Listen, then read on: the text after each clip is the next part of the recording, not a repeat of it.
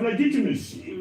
The swearing will not be done at the stadium, which has been the tradition. They have to go to military barracks. So how is he going to lead the same people that she's running away from? The people were not allowed to attend the ceremony. They did it in a military barracks. And now shops are closed down. Inflation has gone up. And yet she wants to rule. And her party, the CCM, has been ruling Tanzania since independence. So again, what you have here is sectarism, both at the level of the political party and also at the level of this woman. You always say women have empathy. I don't understand. Well, that's what you say. One out of many. So Chad Mahamat Idris Deby Itno says it's a precautionary caution. They don't want Nigerian terrorists to come to their country. So he says it's precautionary. I hope the time will not come when Cameroon will close his border against us, and Niger will close his border against us, and then we will be isolated. That is the major threat that we face. And the CCPE, the Center for the Promotion of Private Enterprise, is correct, in my view, by saying that this is going to affect Nigeria's investment drive. What happened in the emerging markets yesterday, I argue, may well be a blip, as Tilewa Adebayo of CFG Advisory. Right, as he did release that remains yesterday. All right, Dr. Basi, thank you so much. Adefemi, great, always good to see you, and hopefully maybe see you across tomorrow. We never know. Right. We never know. Let's move on now. We mentioned that we will give you updates in the course of today's show as it comes up. And now for more on Trump hinting at military intervention in Nigeria and the reactions it's currently generating globally. We are joined from Washington, D.C. by Arise correspondent Anieze Osakwe. Good morning, Anieze. Good morning. Can you all hear me? Yes. And see me? Yes, we can hear you and see you. We can hear you loud and clear. So tell us, Anieze, you've been in Washington since yesterday. You've been reporting and giving us updates. Can you just share with us, since yesterday, we have spoken from the Nigerian end of things. Can you share with us the U.S. end of things, responses from Washington? Sorry, you cut off there at the end. Do you mind just repeating that question? Oh, I said that we have spoken extensively this morning on the Nigerian reactions and responses. You've been in Washington and given us updates since yesterday. Can you share with us updates from yesterday in terms of the U.S. reactions? Yeah, absolutely. I mean, just to kind of set the scene and the context of where I am, I mean, I'm literally standing in front of the White House. I don't know if you guys can see it. It's a little bit dark. The lights were on about an hour ago, but I have to say that as someone, I used to live in Washington, D.C., but you can always tell whenever the government is shut down because the city is essentially run by government. It's government officials, it's government buildings. So when all of it comes to a standstill, the city itself comes to a standstill. And that's kind of what we've been seeing since we've been here since yesterday. And I say all of this to say that this is the context under which President Trump's comments about Nigeria have come. The fact that, he said he might deploy U.S. troops to Nigeria, the fact that he's designated Nigeria as a country of particular concern, and the potential of these airstrikes as well. While a lot of, the Ted Cruzes and Republican officials are saying that they're in favor of this, a lot of the reactions here are also kind of questioning, why are we doing something like this in an abroad and overseas country when the government is shut down and there seems to be no real direction as to when it may end? It's looking like it might be the longest one in U.S. history. So there's just a lot of questions about why the U.S. seems to want to be even getting involved with something going on in Nigeria while there's so many problems at home. That being said, it's also incredibly expensive to send, U.S. troops abroad. It costs tens of billions of dollars annually to do something like that. Airstrikes, a single airstrike I was reading earlier this morning, can cost about $1 million. But, when we look at all of this in terms of the way President Trump has acted in the past, 2017 in Syria, he ordered this surprise airstrike attack on, after Assad did the chemical weapons attack that killed 80 people, right? And I say that to say that President Trump sometimes acts out of bounds and he doesn't necessarily want, go ahead from the Nigerian government. He may act and then tell people after, this is what I've done and this is why I've done it. So we definitely need to be watching the story closely to see how it all unfolds. Okay, Anieze, about Air Force One, I think it was probably yesterday. The president said he will not rule out boots on the. About Air Force One, yesterday, when the president was being interviewed, I'm talking about President Trump. He said he will not rule out a possibility of boots on the ground.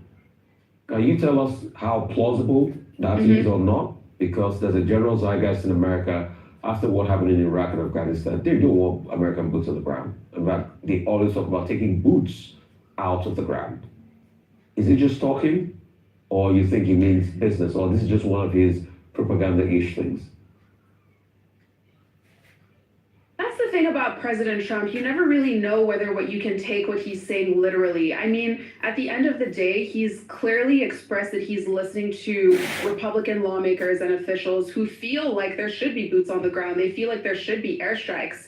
But at the same time, this is also a day where a lot of American voters are going to the polls. There's the mayor race in New York, and people are really concerned with what's going on at home. I don't think that there's a sense that the U.S. necessarily needs to be getting involved with anything that regards Nigeria. That being said, we know that the Christian conservative right wing is his base, and he's definitely willing to listen to them. So there's this, he's trying to thread that needle between trying to appease the people who voted him into power, but also, what the American voters want. And that's not necessarily to spend tens of millions of dollars to help Nigeria. Anieze, so do you think this is a possible Christian right-wing distraction for Trump at a time where he's not doing well in the polls?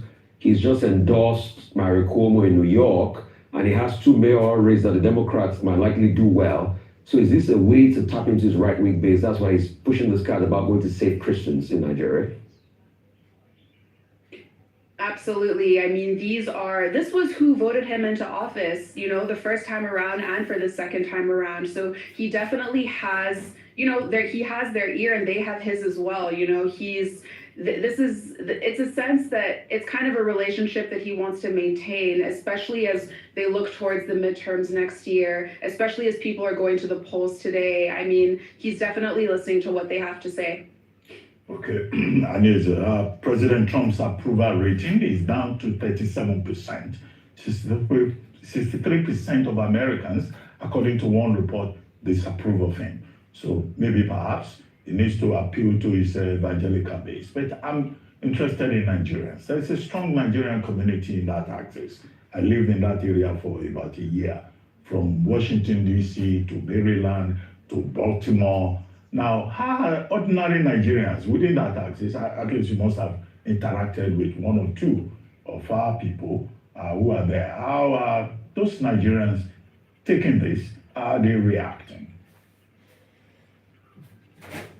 It seems like there's a sense that the Nigerian government may not necessarily be doing enough. That being said, I don't think that there's this strong support for this. I think that it's clear that whenever any kind of foreign military intervention happens without a clear cooperation with the government at home, it doesn't necessarily have the best outcomes. There's a sense that from Nigerians in the community that if this is going to move forward, there needs to be that clear communication, coordination, and it's difficult to have that because, as you said, Dr. Abati, there's this void in terms of diplomatic presence for the Nigerian government. We don't have ambassadors, and so much of the conversation around this topic, which is incredibly sensitive, has been taking place over social media. It hasn't necessarily been behind closed doors. It hasn't been through official channels as far as we know. And, there's this sense that if this is going to happen, it will need a proper coordinated effort between both the Nigerian government and the U.S. government as well. Absolutely true. Proper coordinated efforts. And that's why, again, we emphasize the news that we shared earlier on, which is that the president will be appointing ambassadors as early as next week, and security services have been asked to vet them very swiftly. Thank you so much, Anyeze. We look forward to more updates from you from Washington, D.C. We'll take a short break now. When we return, we'll have Rotu Sojiri join us from Casablanca, Morocco, where the 2025 Africa Financial Summit is being held. Stay with us.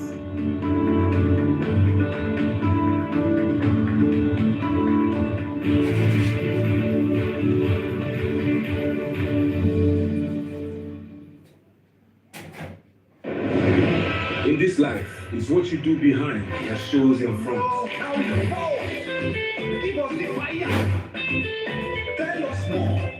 It's Cosmo on update. What's really on life is Cosmo. That's why I roll with Cosmo deodorant. No sweat, no stains, no odor. How you know? Cosmo Roll-On Whitening Deodorant. All day freshness, 7 days a week from GVS Cosmetics. Monday morning talking about renewal and miracles. Starting and growing a business can be tough, That did. especially with insufficient funds. This business is becoming too expensive. My children need to start feeding me. At Access Bank, we love SMEs, from business loans to flexible cost savings account.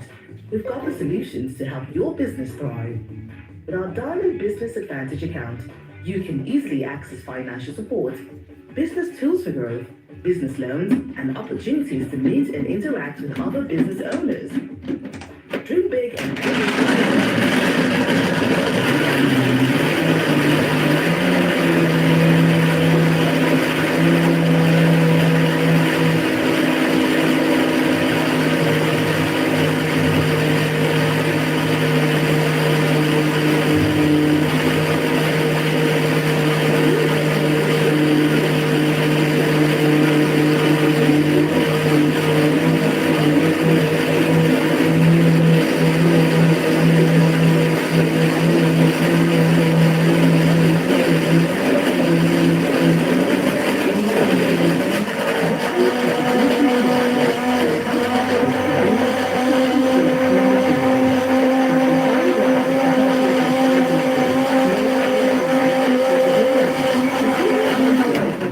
leprosy and bilateral amputees. Election day written instructions for the deaf and priority voting for all persons with disabilities. These resources are in line with provisions of Section 54, subsection 1 and 2 of the Electoral Act 2022. Come out on election day and exercise your civic rights. This message is brought to you by TAP Africa and funded by the European Union.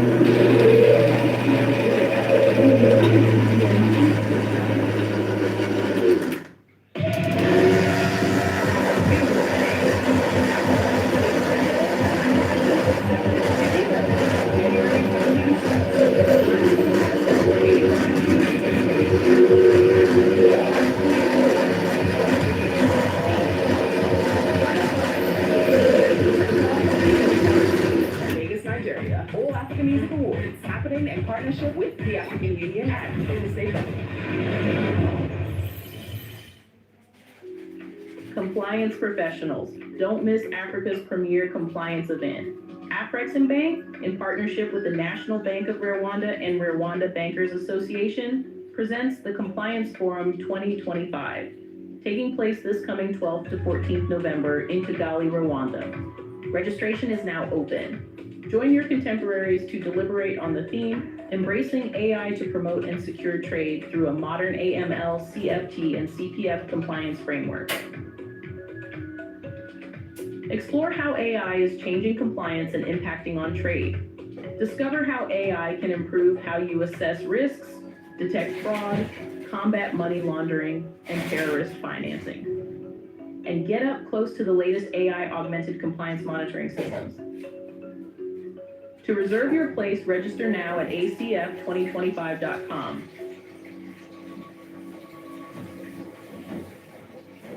Attention, all foreign nationals in Nigeria. Did you miss the expired visa amnesty that ended in September? Don't panic. The NIS has got you covered. The Post-Amnesty Voluntary Return and Documentation Program is now open. Starting from October 13, 2025, simply walk into the nearest immigration command for registration and documentation. You will be treated with fairness and in accordance with the laws embedded in Nigeria Immigration Act 2015. Remember, failure to report could lead to arrest, detention, and a long-term entry ban.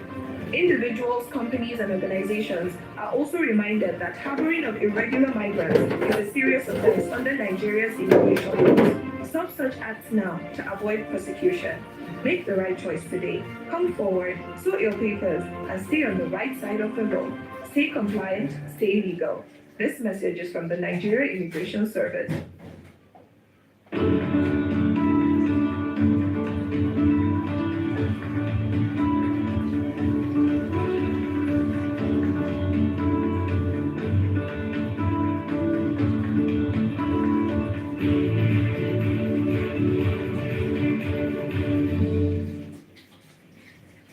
Welcome back to the morning show here on Arise News. The managing director of the International Finance Corporation, IFC, Bakhtar Diop, said in his entire professional career, he has never seen this current level of global disruption. His comments were made during his address to the Africa Financial Summit in Morocco. Agboye Ike Imokwede, the chairman of major office. A number of challenges we have never encountered before. In my professional career, I have never experienced this level of uncertainty.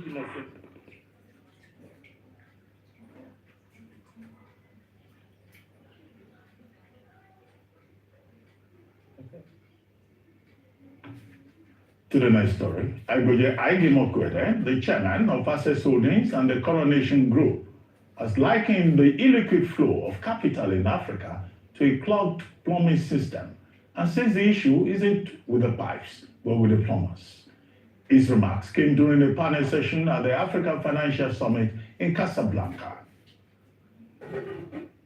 In this discussion, and maybe probably I should set the context. So reports say that Africa has potentially about $4 trillion in African institutions, African households, available for investment. African GDP, as we know, 2.5 trillion, and maybe because of the informal sector, probably larger.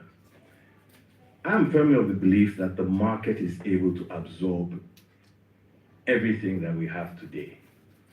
And perhaps even if after that there is a gap, okay, I don't think the gap is that wide.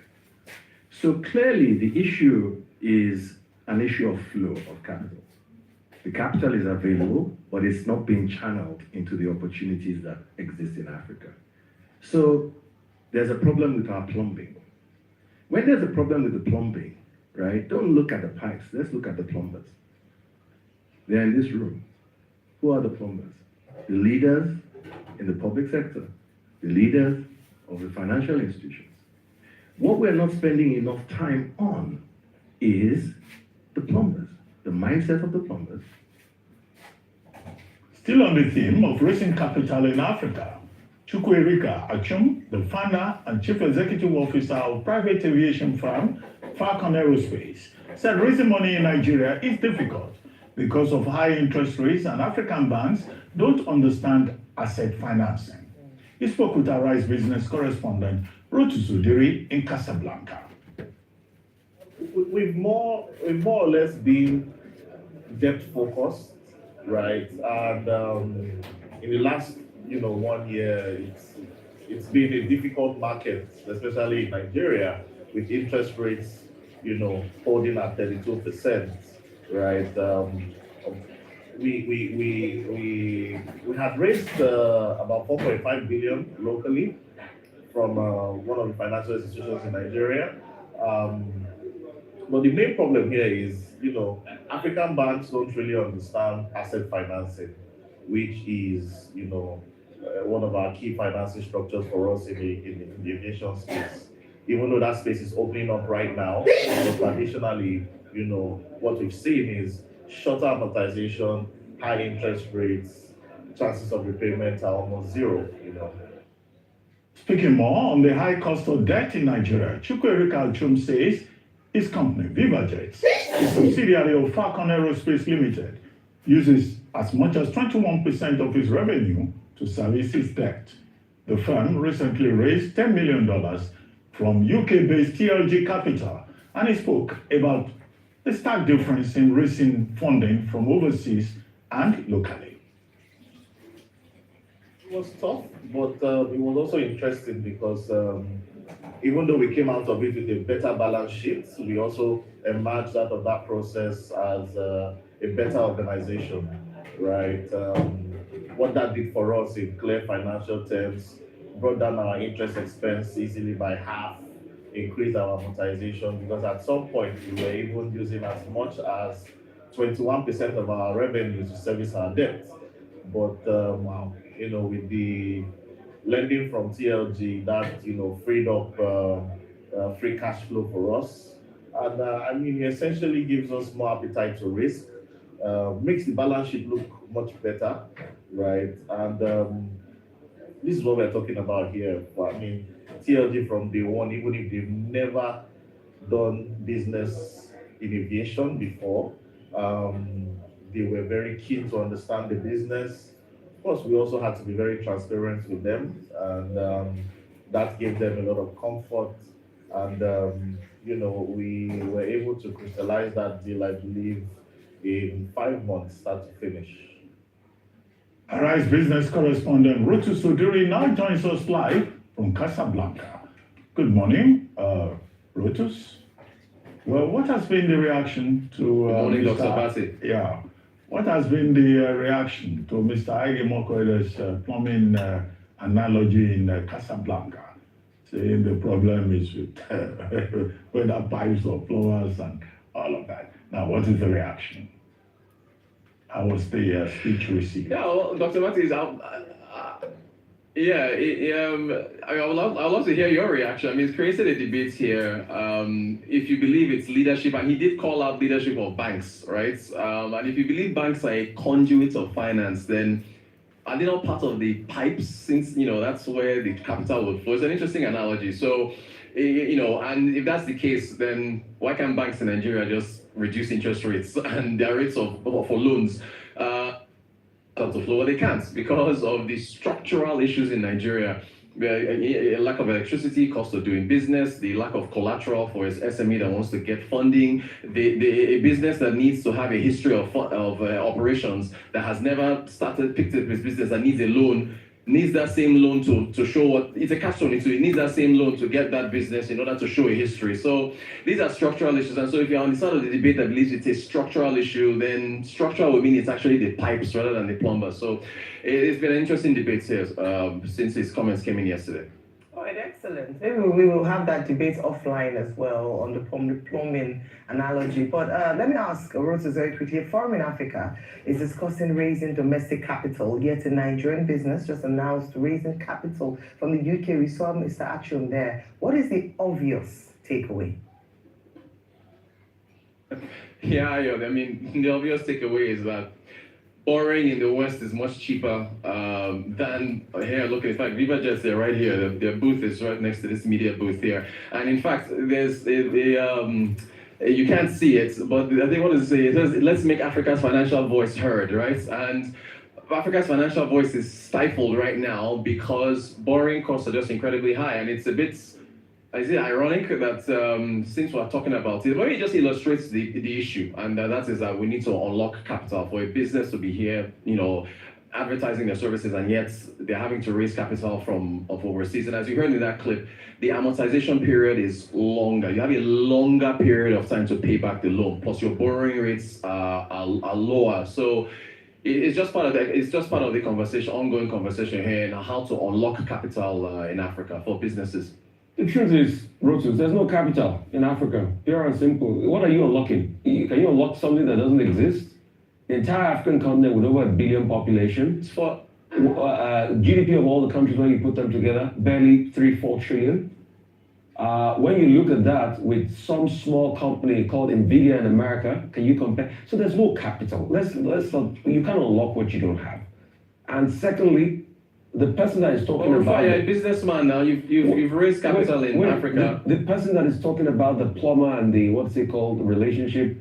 The truth is, even when the banks have the right to real economy, they do not lend to real economy because the real economy is quite risky because of the structures in the country. So they will not lend to the real economy. They will rather lend to governments. And that's why government will throw out that capital. So it's a big problem. And it's not in one or two conferences we're going to hear all of this. We'll keep talking about it. We've been talking about it while the African CEO Forum together. This is what we talked about 4 years ago. We'll still keep talking about it. The agenda today, as the last day in Casablanca, tell me about it. The agenda is I'm going home to sleep. I like that. They're going to be talking about. The West Africa Development Bank has a session on financial pathways for energy and agriculture. The same financing issue. The alliance, Rufai, what will you do now? What will we do? We need to unlock the capital. And then the Alliance for African Entrepreneurship, SMEs, funding SMEs. So look, Rufai, funding green bonds, sukuk, funding. That's what we're talking about today. Okay, Rosu, so fully you take time out to do some tourism, visit the Hassan II mosque, visit some coastal sites, and do some shopping. Okay? Anyway, good to have you. And it changes his hairstyle. He's always liked Moroccan women. He likes Arab women. I don't know about that. I don't know about that. The last time Rotus came back from Morocco, he had a new hairstyle, so I'm looking forward to that. He likes Arab women. He told me he said he likes Arab women. We were in Saudi together. He told me. Let him settle down properly first. We'll take a short break now. And when we return, we'll be talking to Funsho Dohat, a Lagos State PDP governorship aspirant. Stay with us. We'll be right back.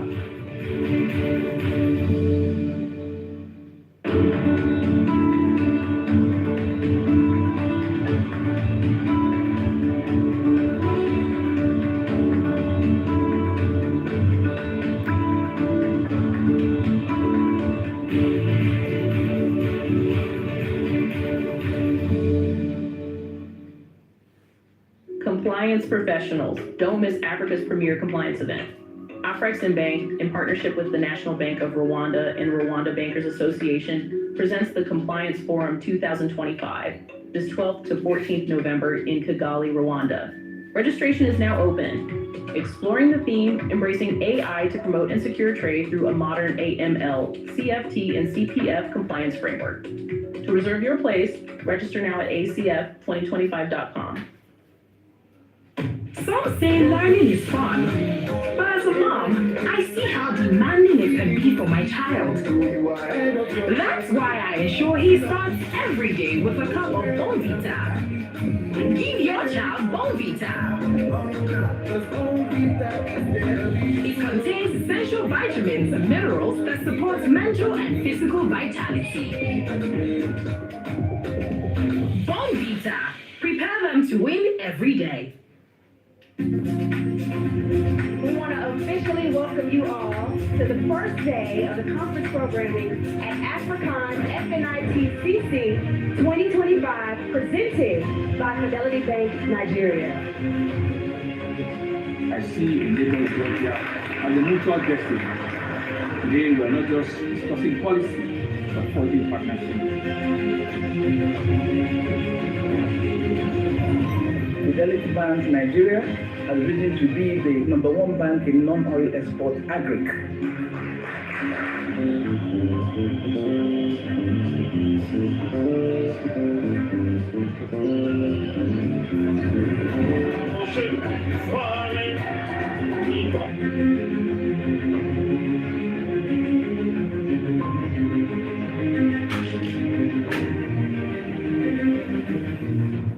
We are Fidelity. We keep our word. In the beating heart of Owerri, business never sleeps. From sunrise to sundown, the wheels keep turning. And behind the scenes, vision meets action. Governor Hope Uzodinma's leadership has turned manifestos into reality, transformations that feels like a miracle. But progress needs peace, and in Imo, it's not left to chance. From land to sky to river deep, guardians are watching, protecting dreams and opportunity. At Orashi's quiet shore, hydropower is rising, set to energize a growing economy. The change is visible. New roads emerge, industry hums, communities come alive. At the center, a digital revolution. 500,000 young minds trained each year to build the future. As Orashi rises, so does Imo and the hopes of a hard-working people. A new Imo is on the rise. My name is Austin Azuko Kocham, but you all call me JJ. That's because I was so unstoppable, they named me twice. During my days as a professional footballer, I played as an attacking midfielder. No one could stop me, not even malaria, when mosquito bites. Now you too can be unstoppable if you use Lonart against malaria. Lonart, a combination of Artemether and lumefantrine. Lonart, be unstoppable.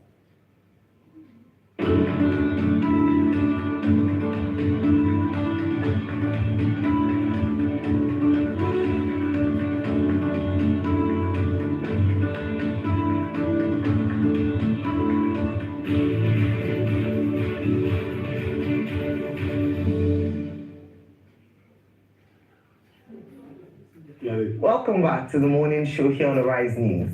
It's been one issue after another as the crisis within the People's Democratic Party seems to be worsening. A faction led by Samuel Anyanwu, the embattled National Secretary, who had earlier been suspended by the PDP's National Working Committee, announced the suspension of the party's national chairman, Umar Damagum. The state of confusion in the main opposition party continues to diminish the party's chances in 2027. Former Governor of Ekiti State, Ayodele Fayose, has said that recent developments within the People's Democratic Party indicate that there is no hope of the party returning to power for now. With the defections that have hit the PDP and the party still trying to get it right on a national level, is it truly over for any candidate that intends to contest under the umbrella of the PDP in 2027? Joining us on the show to discuss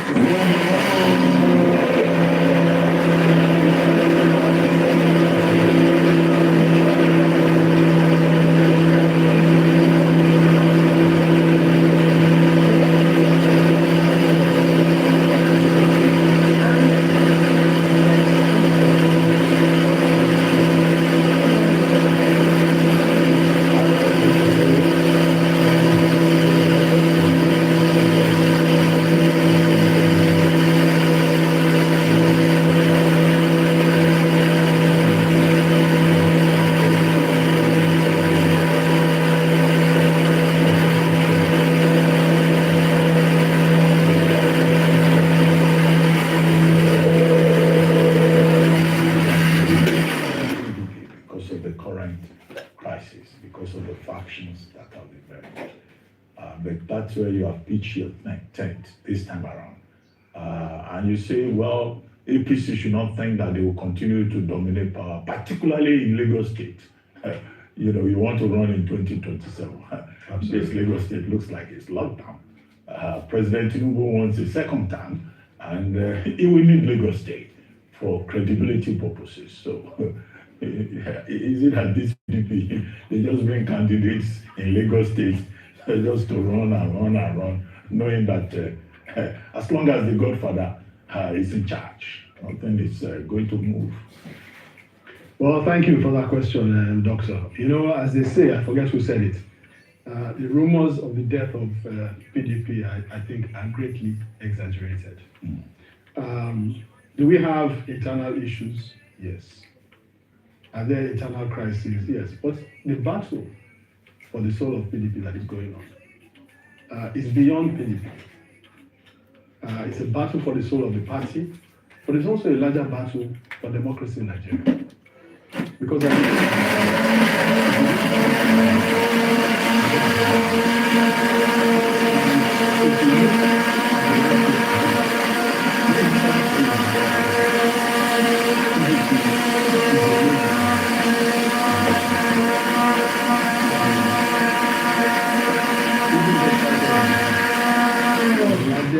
group of governors you will find remaining is in the PDP. In the National Assembly, the largest group you will find is the PDP. Even amongst those who have defected, the governors may have defected, the Assembly may have defected, but there's still the electorate. And the jury is still out as to where the electorates stand. Because at the end of the day, elections are not just about people, they're about parties. So that remains to be seen. I think that when you think about the internal crisis within the PDP or the internal disagreements, however you want to call it, yes, there are disagreements within elements within the PDP. And we need to take responsibility for that and fix those stakes. And we are working on them. But I think those also that say we should not look outside the party for sources of some of that crisis, I think are being naive. Because the truth of the matter is that there are elements within the party which are loyal to interests that are outside the party. Like who? And those actions, like who? It is well known, for example, that the Minister of the FCT is serving in this present government. He says the opposition is the problem. He may say so, and that's what I expect him to say. You see, is he no longer a member of the PDP? No, he may be a member of the PDP, but you see, we have something that we call, which you know very well, given your extensive experience and legal background, something we call conflict of interest. This is when you are in a position where you have conflicting interests. And once you are in that position, we have to take everything you say with a pinch of salt. And we have to understand that you may not always be acting in the interest of one side because you may be favoring the interest of the other side. And there are elements within the party that are loyal to a person who has a conflict of interest, an obvious conflict of interest, a declared conflict of interest, a conflict of interest that everybody knows. Then you can understand why it is that fire will be added to anything that seeks to derail the direction in which the party is going.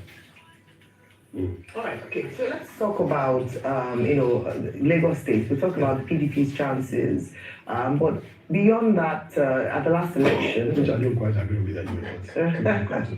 At the last election, the PDP didn't quite show up very strongly in the polls. So it would be great to see how you hope to change that, especially looking at some of the decisions of this administration. Yes, if you want to appraise the APC governorship, that's under Governor Sanwo-Olu, you would say he has done quite well in infrastructure. Well, one area he has been consistently criticized for is in his demolition moves. The Oshoki one is the latest, and a number of people have spoken out. The Governor of Lagos, Bakiolu, has even said that the demolition must happen with a human face. I'd like to get your thoughts on it. We've had the candidate during the last election of the Labour Party here speak about it as well. I know that you're also quite big on infrastructure, how it can be better managed in Lagos State. What's your take on it? So I will speak about the demolitions in the context of the larger infrastructure discussion as you've raised the question. You see, one of the views that I have is that whilst we can point to certain elements of infrastructure as being the product of governance in Lagos, and in pointing to those, say we are perhaps better off than other states because we may have more of this infrastructure. Yes. I think it is an insufficient yardstick to judge the quality of governance in Lagos because we have more resources to deploy to this infrastructure. So you would expect, as a normal thing, to have more infrastructure here than you have in other states. The yardstick should be more one of saying, what do we have for the resources that we have deployed? And could we have had a lot more in Lagos? I also think there's an over-focus on infrastructure and an under-focus on quality of life and the things that impact the daily living of citizens. And that's a much broader discussion and we can get into it, but there are things like education, healthcare, and so on and so forth. Now, coming to your point about the demolitions. So, demolitions in Lagos, they're not all the same. So there are some where they come and they say, structures are built, illegal structures are built on floodplains and so on and so forth, they're likely to cause floods and so on. So they have to bring down those things. There are others, and the Oronshoki appears to fall into this, where they say that the primary driver is one of urban renewal, right? Now, what you are seeing is the outcome of a process of lack of transparency, of a process by which things are done in secrecy. And therefore, by the time you now come and start implementing, this is the kind of outcome that you're going to see. Because if you say you want to do urban renewal, this is a process that starts with the engagement right from the beginning. It has to be transparent. You have to know what you are doing, and you have to carry people along and then make alternative provisions. And so that by the time you get to demolitions, it's not as if you are starting from the end, right? There's a process that you undertake, and this is how it's done in development. We're not the first state or the first city to undertake urban renewal. Let me give you an example. Lagos State, under the APC, has this thing they call model city plans. So they'll do one for Lagos Island, do one for Kosofe, and so on and so forth. Presumably, this being done now is part of the Kosofe model city plan. There was one done from Lagos Island. I'm from Lagos Island. When that thing was done, it was not in the public domain. You couldn't find it on the internet, the draft. There was a draft final report that was done. There was a small thing in the newspaper that said, if you want to see this thing, come to three or four locations and come and look at the document. When you go there, you look at the document and you leave. Right? I was particularly interested. So I made the effort to get somebody and get some of those plans. One of the things that earlier plan provided for example, was a lot of reclamation around Lagos Island into the lagoon to develop as a means of raising finance to do the flooding work that needed to be done on the island. And I wrote and said, you can't do that, right?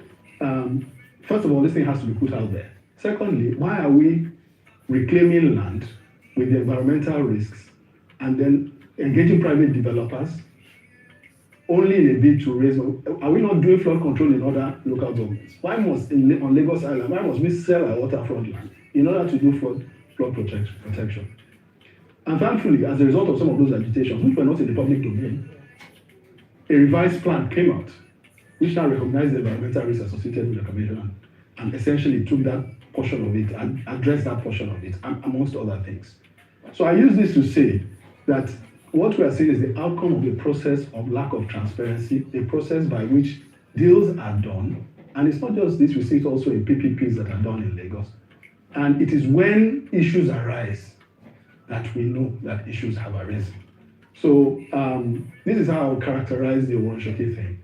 I would say two more things, just in conclusion. First is that it is also evidence of failure in terms of investment in housing in Lagos.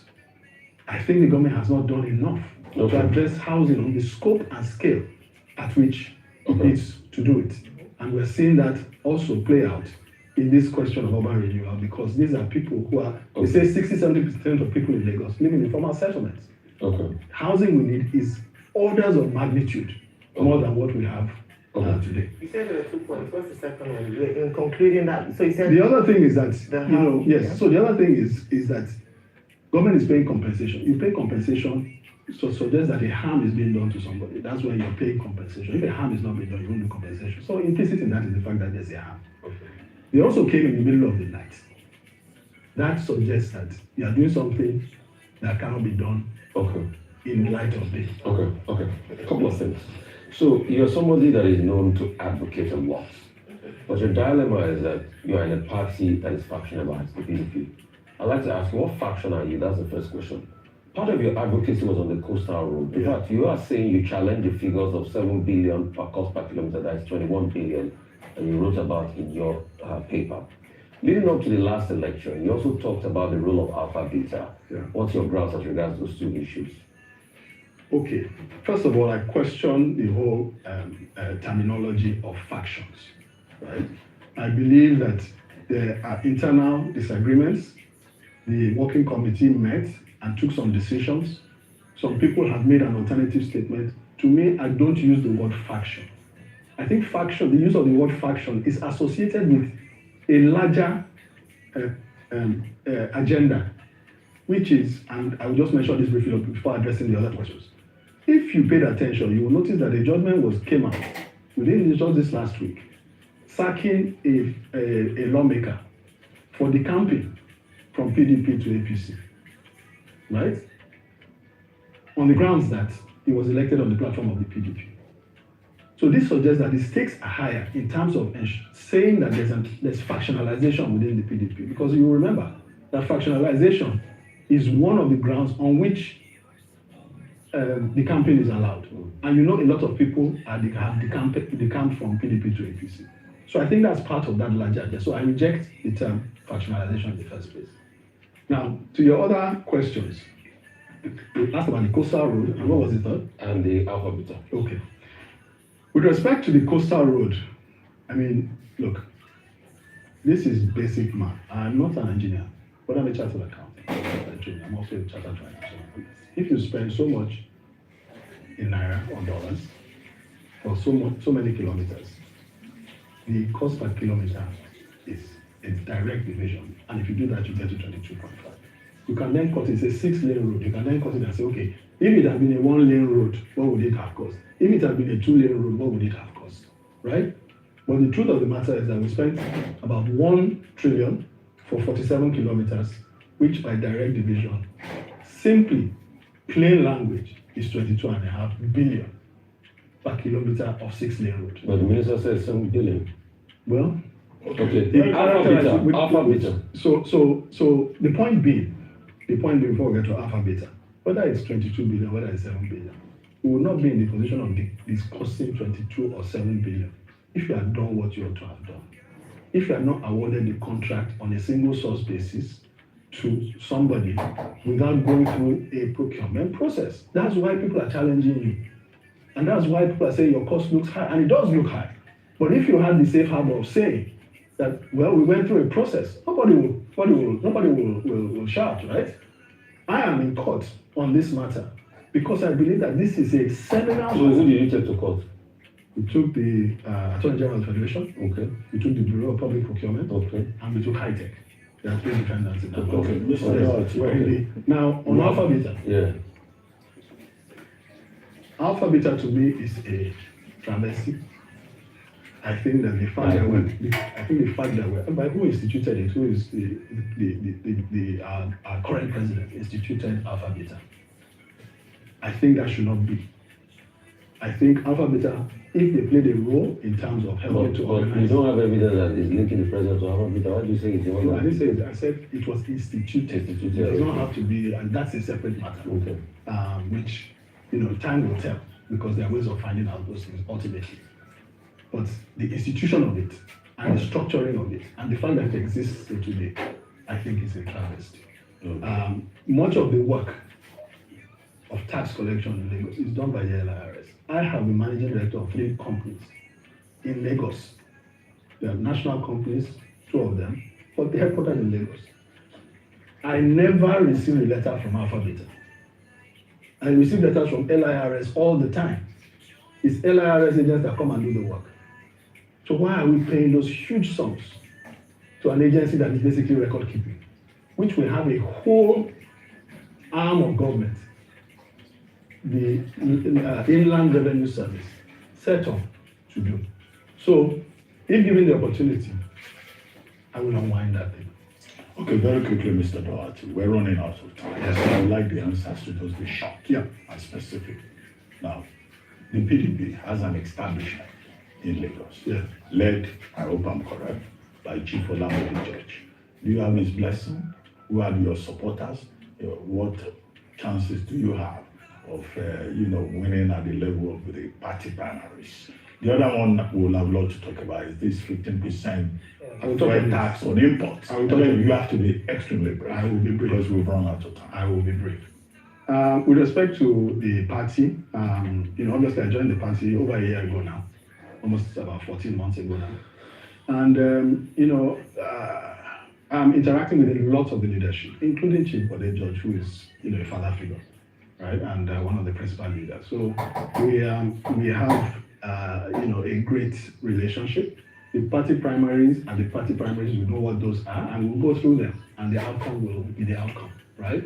I have no fear that we will not succeed, in the primaries. Now, I want to touch on this 15% import duty because I think it's important.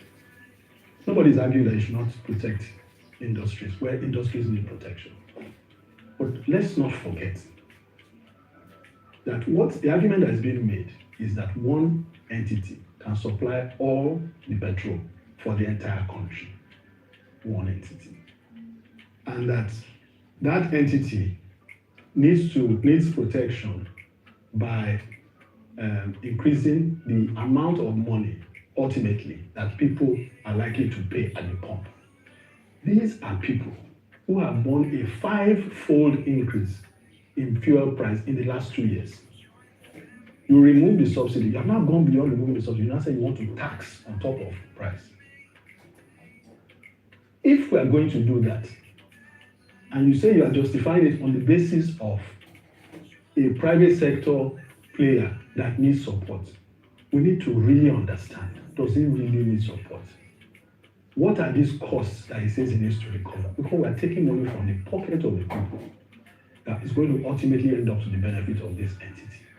So before we do that, we must be very sure that this thing is indeed justified. And the idea was to encourage local competition, not to protect a private sector player. Ultimately, government was very clear. This is what is no. Let's be clear. The refinery is going to come up within the next year or two on that scale. What we are talking about is going to be a transfer of resources from those that are paying that will ultimately inure to the benefit. And we're not saying it's bad, but let's understand it. You can't just tell us that we should take it. No, we need to understand it. And that's why my recommendation, and I wrote to the National Assembly, was that you need, and this is what national assemblies in functional democracies do, they represent the people. So call the players, call the parties, let's understand it. You are asking people to pay more by instituting a tax. Help us understand why is this the right thing to do before we put additional burden on people who have suffered a crushing burden over the last 2 years. Okay, thank you very much, Mr. Doherty, for joining us on the morning show. And we wish you all the best as we look towards 2027. Thank you. Lagos election. Thank you. But this is all you've been criticizing President Tinubu. We have not started yet.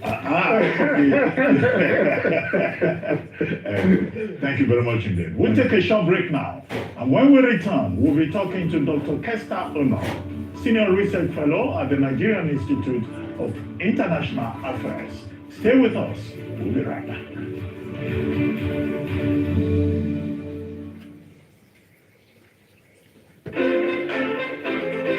Your skin is your wealth and perception is reality. Upgrade to affordable luxury brands from the La Roche-Posay range and the CeraVe range. Download the Conga app and shop on conga.com, MedPlus, Bido Pharmacy, Net Pharmacy, and Alpha Pharmacy. Conga Health, a subsidiary of Conga Group, is the exclusive distributor of L'Oreal Dermatological Beauty, world's #1 dermatological beauty brand.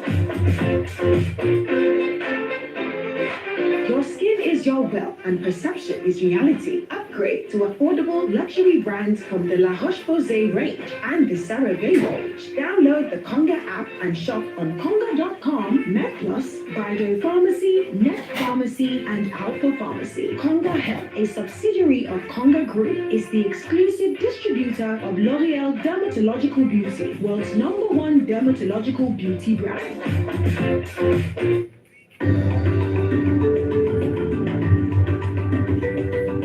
Every citizen has the right to vote, to be seen, to be heard. But too often, persons with disability are left out. That's why we created the TAF Disability Hub app, our digital bridge to inclusion. Its tech-fied future gives every Nigerian the power to watch, report, and protect democracy. Getting started is easy. Step 1, download the TAF Disability Hub app. Step 2, sign up with your phone number or your email. Step 3, tap the third eye eyewitness report. Write what you saw, upload a photo or video, and submit. Your report goes directly to our monitoring team, ensuring that no person with disability is denied access, dignity, or the right to vote. Together we can build a democracy where no voice is ignored. And it all begins with you downloading the app and using the Third Eye feature. We're calling on 10,000 Nigerians and friends of democracy to take this step. Join us. This initiative is funded by the European Union through its support to democratic governance in Nigeria, EU SDGN 2 program.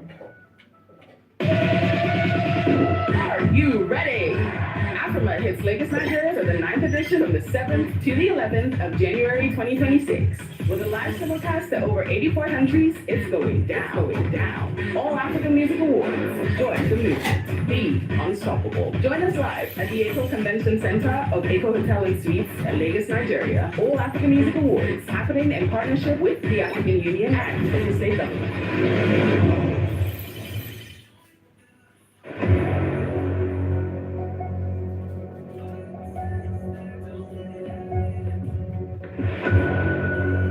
All you need to ask yourself is that where is everybody's money going? It's important for you to find people that connect with you where you are now, but also complement your weaknesses. Make sure that what you have can test anybody anywhere. What inspired me to start my business, Hunger. Banking prepared me for that. Showing up, waking up early, being dedicated. The power is in us as people. We are the new oil. The new media, don't be afraid of What it. makes you stand out is differentiation. This is going to be my footprint. I'm not going to be in any box.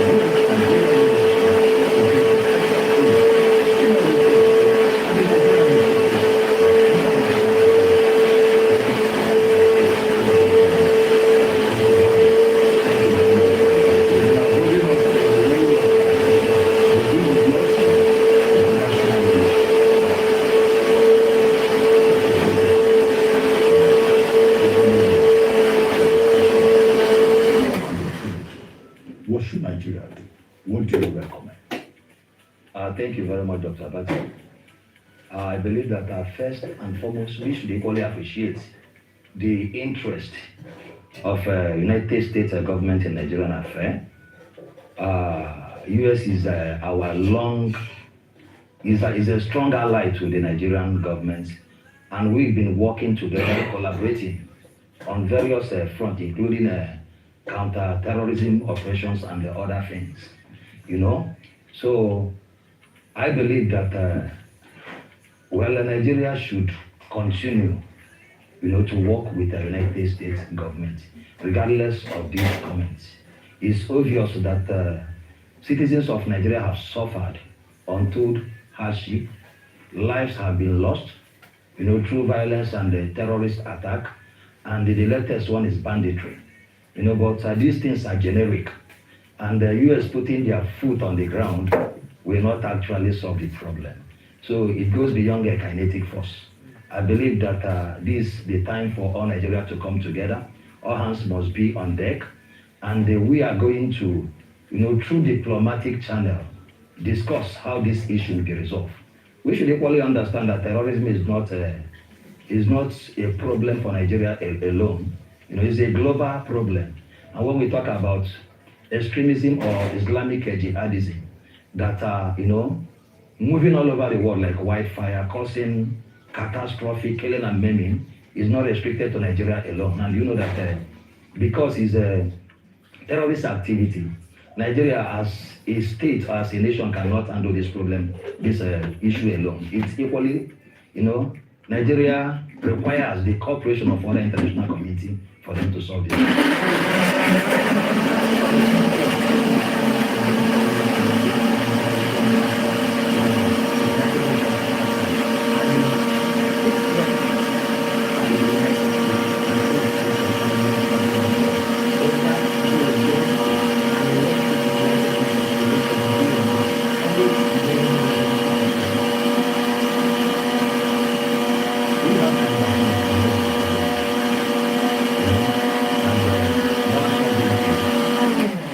Means that no external influence, should come to Nigeria without the approval of Nigerian government. However, Nigeria is equally a party to many international treaties. We're in a globalized world, and now you cannot live in isolation. Yes, US has issued a threat. It's just a threat, and that threat, they didn't issue threat that they're coming to destroy Nigeria. No. They said that they will come and fight the Islamic, jihadists in Nigeria. However, they cannot come to Nigeria without, agreement from Nigerian government. That is not to say that we have not been working in tandem with the United States. We've been cooperating and collaborating on various fronts. We have US soldiers helping to train our soldiers in counter-insurgencies and all these things. No, Professor, I think you don't get that point. The UN Charter talks about the equality of states. But America does not respect the equality of states. America, particularly under President Trump, behaves as if the United States is the primary power in the world. That I think is the dilemma in that question. Well, you should understand the configuration of the world. That we move from a bipolar world, now we have entered into the multipolar world system. You understand? During the bipolar world, we have two world powers. Talking about the United Socialist of Soviet Republic, and then we talk about America. And you discover that these are two ideologies that are oppose each other. You understand? So when we are talking about sovereignty, yes, we recognize that states are equal among the Committee of Nations. Like Animal Farm, all animals are equal, but some animals are more equal than others. Definitely. Because it seems like that. If we're saying we have equal sovereignty of states based on the UN Charter, with the United States of America is signed to, then imposing or threatening to come into the nation without an invitation or agreement, surely that does not guarantee the equal sovereignty of states. It means that there are some states that are more sovereign than others. Well, I think you can read between the line. You understand? But when you come to, maybe according to the United Nations Charter, all states are equal. Would you respect Dr. Kester? That's just written on paper. Like Fela sang, one veto vote is equal to 99 or more. States are equal, and some have veto votes in the Security Council. So let's keep it there. States are equal. America launched an airstrike in Venezuela recently. States are equal. Henry Kissinger perpetrated the heinous crimes he perpetrated, and he went scot-free with all of it. With Trump, we are going back to the Kissinger era again, and that's why the two questions I want to ask you. Number one, who are those that we should now make ambassador at a time like this where there's international focus on Nigeria? Because we can't just put any dunderhead there. There are people that have connections, contact, and experience on how to navigate. That's the first question. The second question I'd like to put on the floor this morning is give us an architecture. You are a researcher, you study the insecurity. You also have a background as an ex-military officer. So you studied the insecurity architecture around this area. Can you give us an architecture? Let's understand what's going on there. Thank you very much. When we talk about maybe those that should represent us globally, I think this is the time for us to look for seasoned diplomats. So that, some of these issues, apart from what you see on paper, there should be a backdoor channel, or what I may call a quiet diplomacy. Trump has issued his threats. That does not mean that things are not happening. I believe that Nigerian government, that's we already engaging our American counterparts. So when we talk about, I should give you the background. It's obvious that insecurity quagmire has bedeviled Nigeria. And we don't have to point an accusing finger to this present government. We have to understand that this is a perennial problem. You understand? Successive government, they equally met these precarious situations and they left it unsolved. It's unfortunate that this present government is now bearing the brunt of the insecurity. Boko Haram has lasted more than 15 years in Nigeria, and various successive government has not been able, to meet the crisis. Now this government has come. We've seen the government trying. You understand? We are not saying that people are not dying. People are dying quite okay. But then Americans stamping their foot on the ground will not be a solution to this crisis. We can see examples from Libya. When the doctrine, responsibility to protect was enacted, they went into Libya to safeguard, civilians. Today, what happened to Libya? And the other cases like that. So I think it is time for Nigeria to come together, form a synergy, and they look for solution to this perennial problem and solve it once and for all. And then America, they have the intel. If they want to help Nigeria, they know the sponsors of these terrorist activities. You understand? They can start arresting them, freezing their property abroad. And from there, at least some other things can start to happen. I think we mentioned some people that were sponsoring terrorism that the Dubai government apprehended that time. There was a list. What happened to that list? Why didn't we get to the end of that matter? Well, some security issues are not discussed publicly like it. It may look as if government is not doing anything, but I know that government are doing everything possible to arrest the situation. Okay. Chad has closed his border against us, even if the territory between us and Chad is Lake Chad, the Lake Chad Basin area. Then Niger has an extensive land border with Nigeria, Cameroon, also towards the north, the whole of that axis. These are neighbors. They are shutting down. Chad has closed its border because they don't want Nigeria's problem to cross to their side. What should Nigeria be doing, considering the fact that we also need our neighbors? It's laughable to hear that Chad has closed their borders. If you realize this, the peak of these terrorist activities actually came as a result of the collapse of Libya. When Gaddafi was removed, then Libya that used to be one of the best economy within the whole world collapsed. And all these things happened due to foreign interventions in Libya. And as a result of that collapse, there were weapon proliferation because a large number of weapons that were carted away by both the Tuaregs and the other ones working for Gaddafi, those weapons began to find their way all through the Sahel regions, and some of those fighters moved, start coming this way. So for us now to be saying that these people have closed their border, I believe that the Nigerian military, we have enough capacity, if given the right resources, to tackle the problem in Nigeria. So we can do it. We can do that. We can do it. If we have the right support, the right logistics and the right resources, I believe if you look at what Nigerian military have done, look at our investment in Liberia, look at our investment in Sierra Leone, look at our investment in Gambia, Guinea-Bissau, and even in Cote d'Ivoire. we can all agree that we have done enough, that with the right support, with the right leadership, with the right resources, that we are going to handle the challenges of insecurity in Nigeria.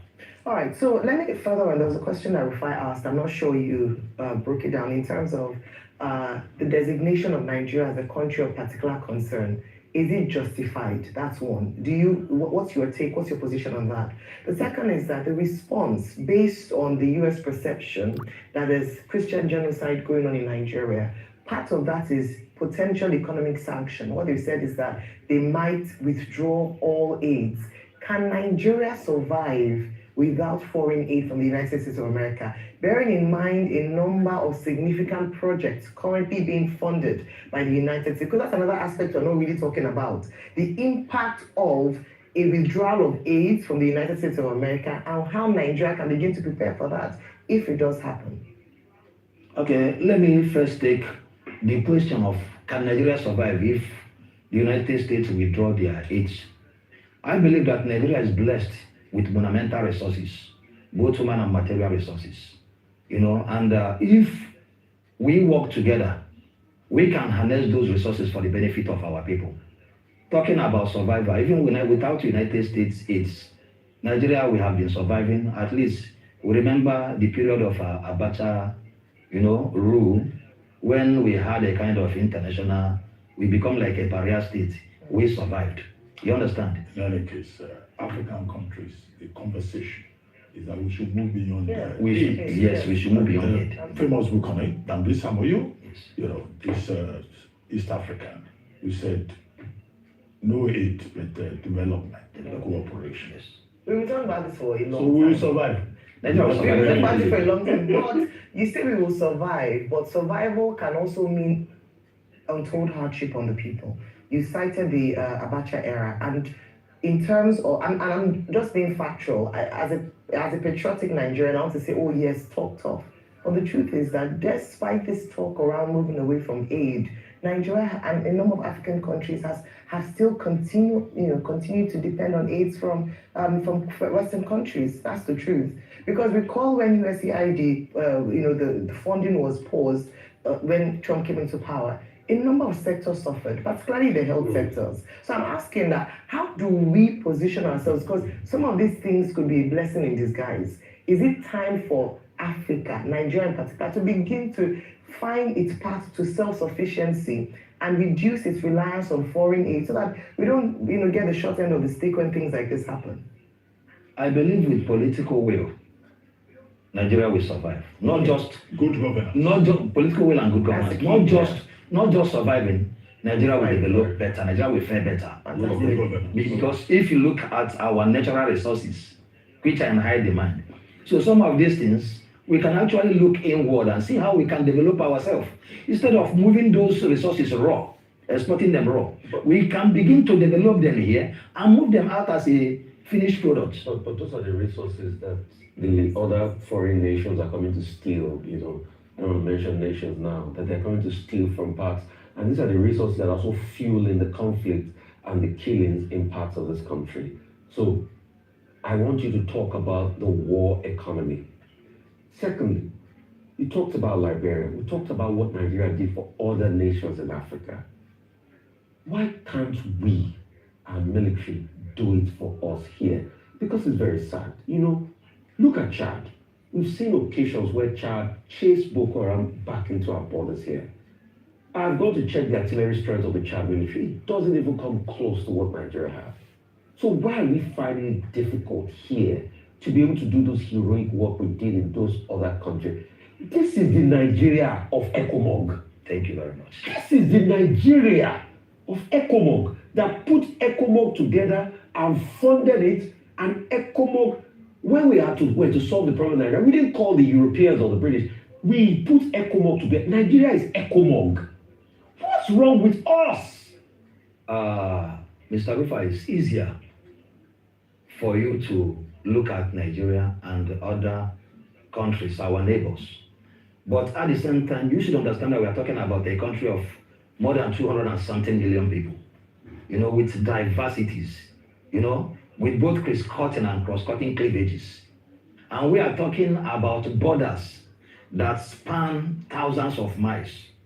And then if you check the number of our security men, like the military, for us to properly man those borders, you understand? So I believe that now that at least we're advancing technologically, that maybe we can apply the use of technology to man those borders. Because if you look at the porosities of the borders, it's easier. You can talk about a country with about 6 million population, 10 million population, or maybe Ghana, but it's not the same thing like Nigeria. We have a country that is up to about 500 and something ethnic groups, with different conglomeration of about 500 ethnic nationalities. And this country are living together. You should know it's not easy. But that is not to say that government cannot do more. Just like Dr. Abati said, with good governance and the political. What should we do with the military now? The NSA has met with the service chiefs and all that. What should we do now? The military should be empowered. There should be adequate resources for them to fight terrorism. You understand? Okay. So they should be properly empowered. Then there should equally be training. Just like I said before, Americans have been in Nigeria training our troops on insurgency and counter-terrorism. Okay. This training should continue. It's partnership that we require this particular time. It's not maybe America putting their boots on the ground. Okay, Doctor, you are part of Nigeria's foremost foreign policy think tank, the NIA. Are you aware of any attempt by the Tinubu administration to at least get across to the experts at the Institute of International Affairs to seek opinion? Because we have said that, look, the government needs all the help that it can get from retired diplomats, retired, former presidents, even the security chiefs. It's not a thing that anybody can just say, oh, this is how we will respond to Donald Trump. Is the NIA involved in any way, trying to solve this problem, or they just think the people in NIA are just writing footnotes and bibliography? NIA is deeply involved. Because I can remember we having a round table, discussing, for example, the issue in Niger. We discussed and we came out with a communique that we passed to the presidency and some other issues. We have and we equally have a periodic strategic foresighting every Wednesday. You understand? So we've been deeply involved in trying to ameliorate this crisis. You understand? NIA is part of, it's an agency of government. So the government cannot do with NIA. You understand? So we are working for the government to make sure that. So it's not just that you are holding talk shops. No. Thank you so much. Really appreciate Dr. Bachi. Anyway, thank you, Dr. Kestan. I look forward to seeing you on Friday. I'll be delighted. We take a short break now, and when we return, Vinbai Mutinhiri Ekpeyong will be here with details on what's trending. Stay with us. We'll be right back.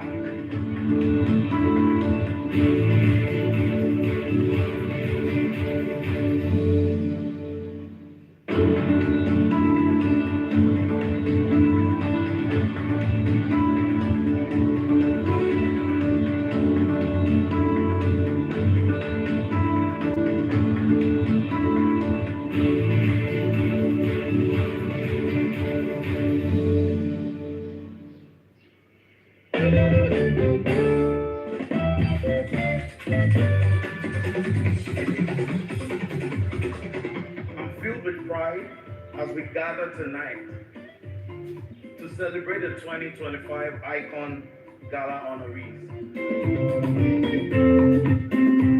Being an icon is about service. It's about resilience and leaving space for others to rise. I accept this award not just for myself, but for every single African and diaspora creative daring to bring this. We are the libraries they tried to burn. Achievement. Lead that. Africa is not just the future, but Africa is right now. OON, the Trailblazing Managing Director and CEO of Fidelity Bank PLC. We are Fidelity. We keep our word.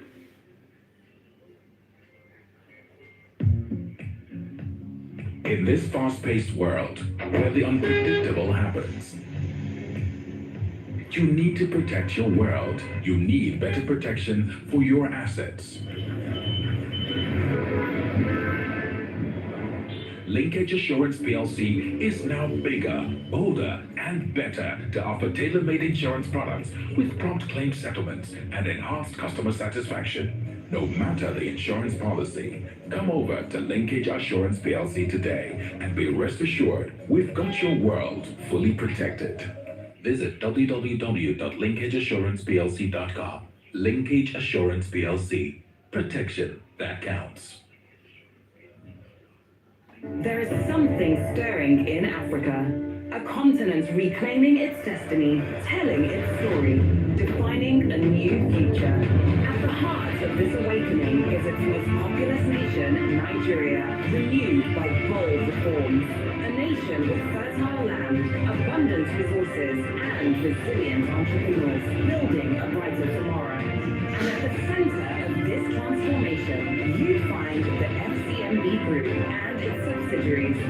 FCMB is offering 16 billion ordinary shares of 50 kobo each at 10 naira per share, available from the 2nd of October to the 6th of November 2025. Subscribe today via the NGX Invest portal at invest.ngxgroup.com.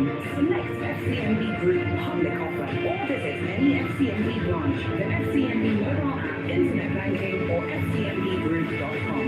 Invest in FCMB. Invest in our shared future. Thinking of banking in Africa? Think Zenith. In today's fast-moving, fast-changing world, you need a financial partner that understands your unique expectations. A bank with presence in major financial centers across the world, with the enabling platform to facilitate seamlessly whenever, wherever, or however.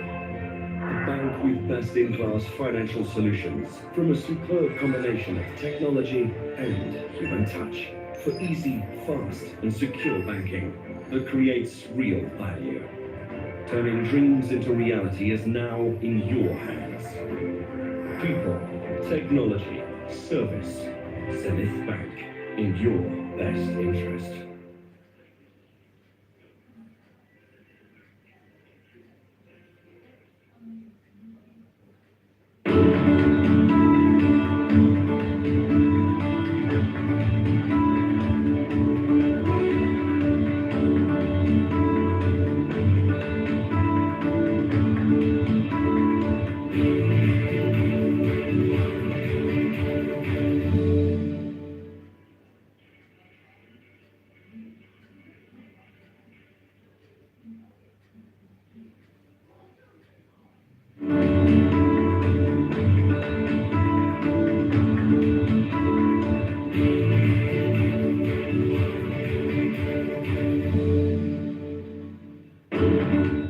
Welcome back to the morning show here on Arise News. Joining us now with stories trending around the world is Bimbai Mutinhiri Ekpenyong. Good morning. Good morning. Take it. Correct. I've been looking for the word in Arabic for welcome. But shukran for the very thoughtful shukran. That's a very thoughtful one. So I'll say the one I know. Yes. Welcome back. Perfect. Thank you. It's so good to be back. A great experience, I have to say. A lot of lessons learned. And I can't wait to go back next year, specifically to that one. It's very eye-opening. From the yard to South Africa. Yes, I'm to Cape Town. Arise and shine. Arise and shine. Younger Africa put together a fantastic forum of social movement leaders. So you had people who've led the protests in Kenya, the people who've led protests even in Brazil and so forth. And they just talked about their experiences and why these movements are not really translating into results. The key takeaway was that I told all the young people, because apparently I was one of the oldest people in the room, I said, anarchy is not the answer. Let's find a better way to engage. And it's like going home for you, right? Yes, very much so. Yes, exactly. I'm just down the road from my university, from my alma mater as well. Brilliant. Did you visit? Unfortunately, no time. They don't give us enough time off. Well, let's get straight into what's trending today. Good morning to everybody watching us from home. Now, we begin with the Arewa Consultative Forum, who has pushed back forcefully against the threat of U.S. military action in Nigeria attributed to President Donald Trump. during a visit to Arise News Lagos studios yesterday, where they met with the chairman, editor-in-chief of Arise News, This Day newspaper, Prince Nduka Obagbena, the Northern Sociocultural Group dismissed claims of a Christian genocide as untrue, declaring that Nigeria is not a colony of the United States. We are not a colony of the United States. We do not owe the United States any explanation as to how we run our domestic affairs. What we are doing, however, is to make sure that the world understands the true nature of this conflict. This is a national challenge, and it is our hope and prayer that it will be addressed properly and timelessly as well. I would personally would have thought the federal government of Nigeria would have established first and foremost, a judicial commission of inquiry in Nigeria so that it could be investigated. Those who have made those claims would have the opportunity to come and put out their evidence. And those who do not think so can also put the evidence so that the world, an open session, could witness that we are checking ourselves first before we rush out. Factors both that are our own faults in the north and outside are influenced, are combined to, at a time when we are least capable of pushing back, to further deteriorate what we are doing. Nigeria is at a crossroad. Nigeria is facing challenges. And I think we as Nigerians should be able to divide our attitude towards our country. When it comes to our internal, listen, we can fight, we can disagree. But when there is an external enemy, we should have an internal cohesion. We thank you very much and we congratulate you. And we want to tell you that we watch you. We always see you, whatever you do. In fact, you have become a must-see for all those who want to know about objectivity, about sincerity, and about the ability to portray what is good about Nigeria. And all the things that appear to be controversial, I think it also always shows that you don't allow yourself to be cowed by any individual or group of individuals. Well done, sir. We'll support sensible reforms, which is happening now, but we just need to lift more people out of poverty. And that is the direction. So you are welcome to Arise. We speak truth to make Nigeria a better place. And we'll continue to work with you for the greater good of the Federal Republic of Nigeria.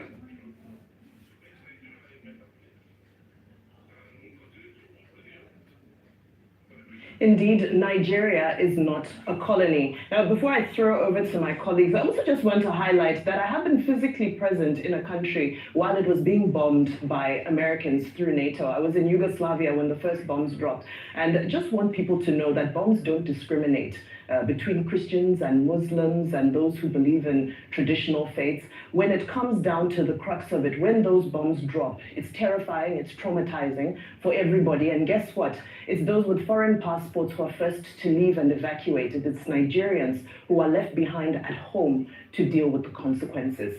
So I throw over to Rufai. I know you were part of this exchange that took place yesterday. Beautiful interaction, beautiful messages shared yesterday. It was a lovely one by seeing our great people from the Awera Consultative Forum. In fact, part of the visit was also to tell us that between 20th, 21st, 22nd, and 23rd, 4 days, they're going to be having the 25th anniversary.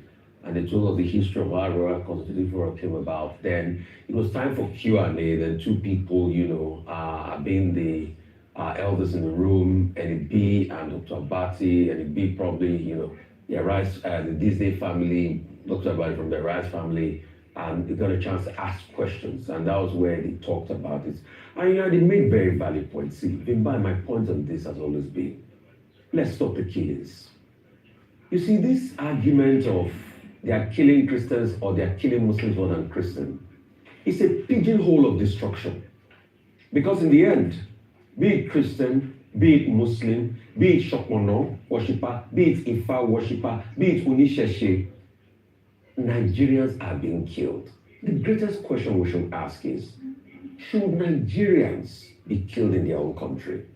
The answer is no. Dr. Kester just left here, and he was talking about the prowess of the Nigerian military. And I have been to countries, Liberia and the likes, where when they meet me and they say, you're Nigerian, the first thing they say is, thank you for Nigeria. Thank God for Nigeria. Our country will not be standing today. You need to see the way they celebrate General Obasanjo. You need to see the way they celebrate past leaders of Nigeria. Look at ECOMOG. Nigeria funded extensively. My question is, why can't we use that same military might to solve our own problem within, be it kidnapping, be it killings on the flanks of religion, on the flanks of tribe and anything? We just want the killing to stop. See, Nigeria is not Kosovo. But when you look at people that have been killed between 2009 to this time, it's in the tens of thousands. It must stop. It must stop.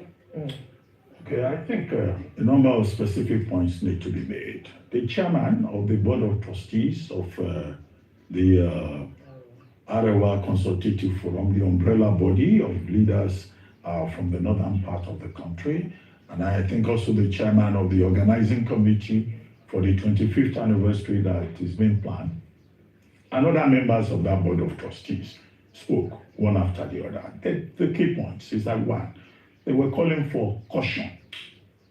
That, Nigeria must be cautious in its dealings with the United States. Nigeria should also be, cautious in its dealings with the US.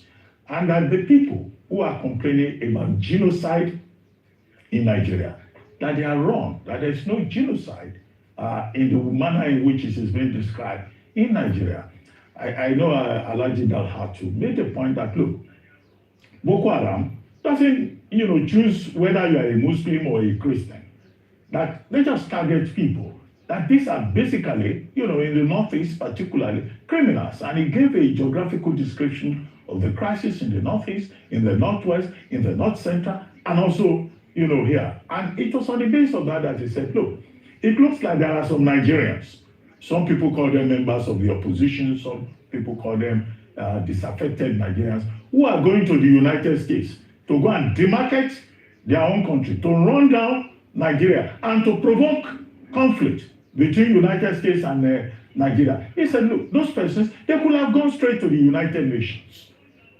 After all, it's under the auspices of the United Nations that we have the Genocide Convention of 1948, the Rome Statute, and similar other conventions on, ensuring global peace. But that Nigeria also has to play its role.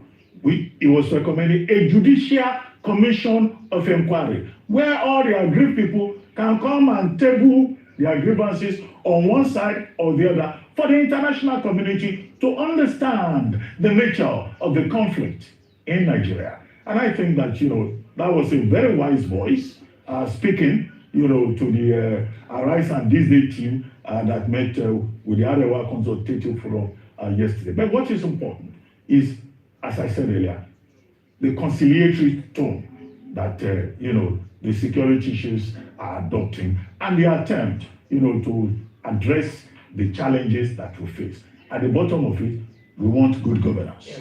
Every Nigerian should feel safe. Every life matters, whether you are Muslim or Christian or animist, as people like Showore and Professor Charles Soludo have argued. All right, very, very well said. And of course, we continue to hope that engagement discourse continues, because that is how we will find solutions. Well, amidst all of this, a conversation around Donald Trump's threat to engage in military action against Nigeria over reports of Christian persecution and allegations of genocide of Christians locally, of course, continues to generate new talking points. Now, whilst the presidency continues its efforts to douse some of the misinformation that has come about through social media, they've used infographics to share a message of Nigerian diversity. Some of the statistics shared include the reportage that Nigeria is constituted of 51% Muslims and 48% Christians, as well as about 1% dominating traditional beliefs. Well, some users on social media have questioned these statistics, and this has sparked calls for a retraction because they're citing the fact that Nigeria's population census intentionally excludes religion. It was included in the past, but we know that since the 90s, Nigeria has intentionally excluded religion as an inquiry point in our census. Well, let's take a look at some tweets. The Real David writes, "Freedom of faith is one of Nigeria's strongest pillars, but perception is powerful. The real task ahead is to ensure that justice and security reflect that constitutional promise, not just in speech, but in everyday life." Then we have another tweet, which is from Oka Ewa Edede, who says, "Why is the FG peddling the lie that there are more Muslims than Christians in Nigeria? Where did they get the data from? During our last census, Northern Muslim leaders vehemently kicked against the inclusion of religion in the questionnaire. So where did the data come from?" I think is what he wanted to say. So as much as we talk about our diversity, as much as we continue to encourage unity and a departure from trying to accentuate or incite any tensions, these are some of the conversations that are being sparked by information shared from the presidency. Ayo, what's your take on this? This has generated a lot of conversation online. The first question really is, where did this data come from? And we know historically it's very controversial data. Yes, so we often talk about, actually, no, we often talk about empirical data here on this table. And I think that a number of people who responded to this infographic by the government, the presidency, are well within their rights. I think it will be important to understand where this data has come from. This is a narrative around the percentage. Pew Research. Yeah, around the percentage in terms of how long, because if you look at the trajectory and over the years, you see that a number of things have changed. We have called for consistently around data driven by proper census by the Nigerian, by the Nigerian government. This has been moved from one administration to the other because this affects a number of things, and even when it comes to resource allocation, and that is why there's been a consistent call for this.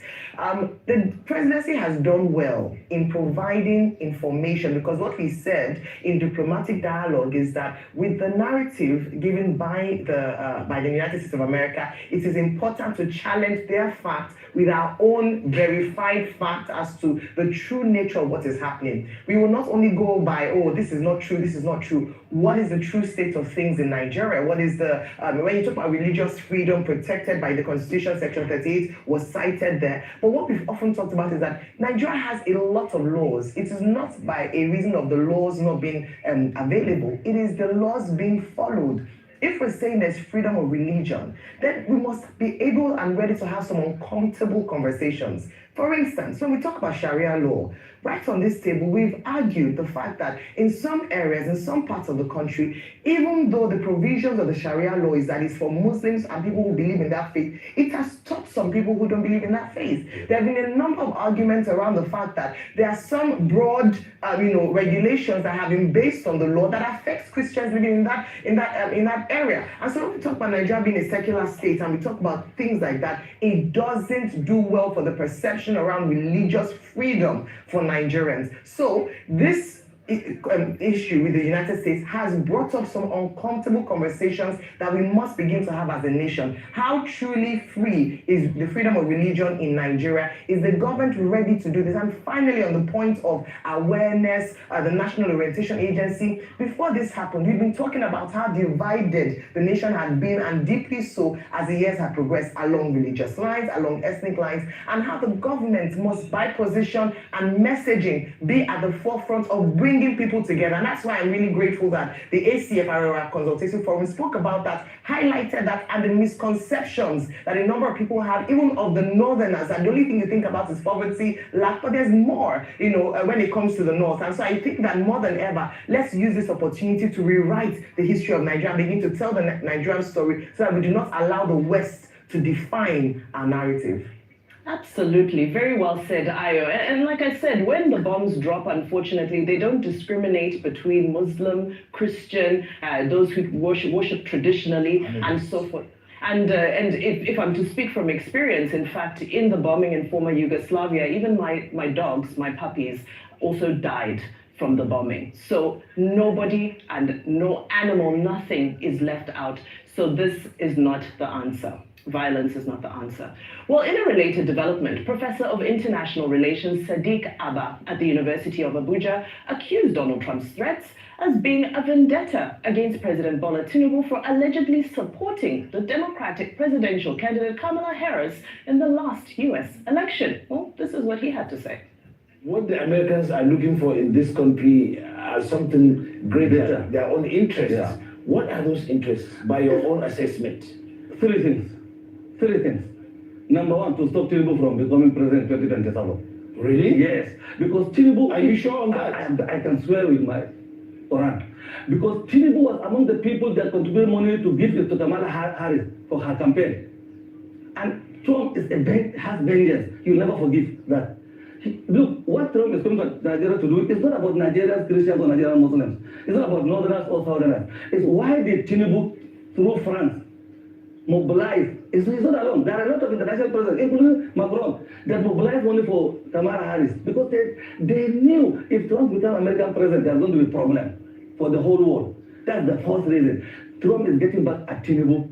And look, because Tinubu is quiet, meek, gentle, and humble.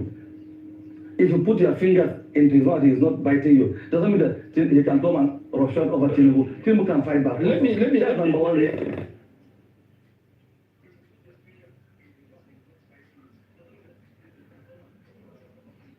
All right, well, all manner of narratives are emerging. Meanwhile, Minister of FCT Wilson Wike has also chimed in, stating that the strategy of fueling negative publicity towards the government of the day has been in use since the Goodluck Jonathan presidency. That's what I say. Is politics taking too far? The point is that I have always told everybody, in 2015, under Jonathan, people capitalize on this kind of things to take over power. It happened. Is it that are you suggesting that opposition is fueling this? It is very obvious, and I have said this. Now, the problem we have today is that by Mr. President's own nature of politics, you can see the collapse of the opposition. People will blame you for it. Well, I don't know how anybody will blame we will get there. Because you are being referred to as one of the caretakers of the death Undertaker. I will reply to that when he comes. You know me very well, sir. Now, the point I'm making is that it will be difficult for anybody. There's so many undercurrents going on. The opposition today has seen that look. The way it is, no party is ready, no party is prepared to challenge the president's return to power. Now what do we do? Should we allow him to just go in like that without challenges? We must do something. Well, one thing is certain, everybody is entitled to their own opinion and their own analysis of this situation. Dr. Abasi, I'll come to you. So many narratives are emerging out of this, and understandably so. Well, it's to be expected. There will always be conspiracy theories. There are those who have said, President Tinubu supported Kamala Harris. Well, I have not seen any concrete evidence. What I've seen is just conspiracy theory in that regard. But there are persons who say that part of the problem is that Nigeria is too close to China. That China, is doing all the mining contracts in Nigeria, and, we're not supposed to support China or relate with China in a multipolar world. There are people who say that Nigeria's position with the third-party dumping of rejected immigrants in the United States is part of the problem. And Nigeria was very clear that we have enough problems here. We don't want to be a dumping ground for Trump's, policy of dumping people on other countries. Sudan may want people from the U.S. Ghana may be happy with rejects from the U.S. Sudan, which is a war zone, may be willing. Eswatini may provide a safe haven for people, but that Nigeria, we don't want to get involved. Also, Nigeria, foreign policy is about the two-state solution.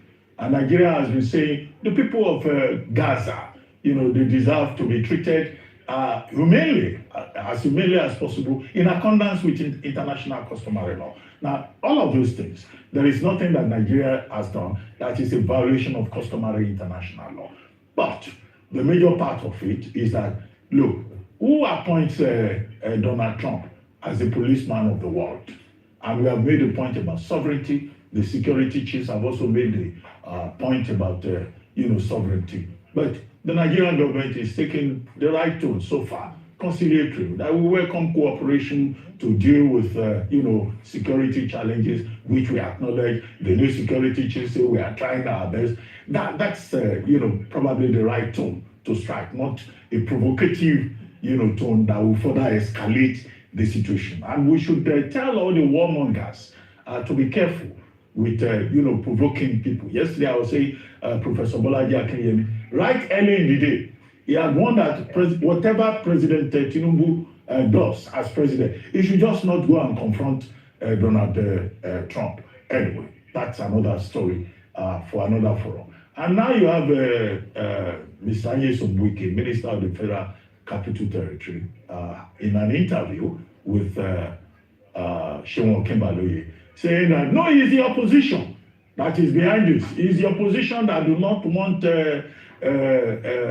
President Tinubu to go for a second term, to be in power. Okay, is he not a member of the opposition himself? I mean, to the best of my knowledge, he's still a member. No. He's still a member of the People's Democratic Party. It's an amphibious, neither frog nor toad kind of characterization. But the truth of the matter is that he still says he's a member of the PDP supporting President Tinubu. So easy for Wike to say the opposition. When the same APC opposition went to report Jonathan's government in America, they forgot then that this was what was happening. No, it is.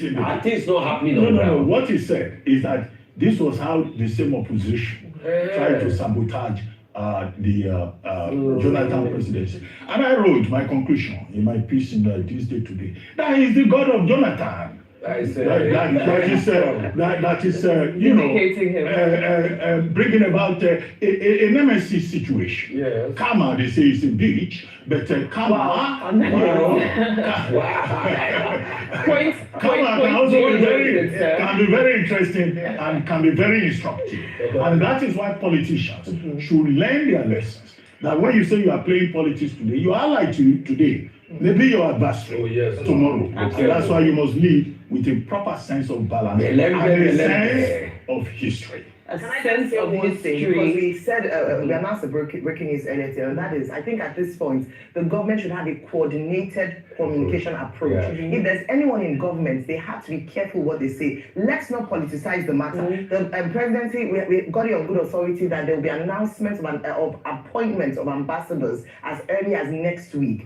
They should be the ones leading the conversation, diplomatic conversation. This is not the time to be going and granting interviews or putting on X unresponsibly. I agree with you. There's a coordinated communication approach from the government, and anyone who does not have the authority should keep quiet on this topic. Absolutely. Very, very beautifully said. This is a time for patriotism, not a time for conspiracy theories. The time for analysis will come, but this is not it. This is a time to stand for Nigeria. Thank you. I've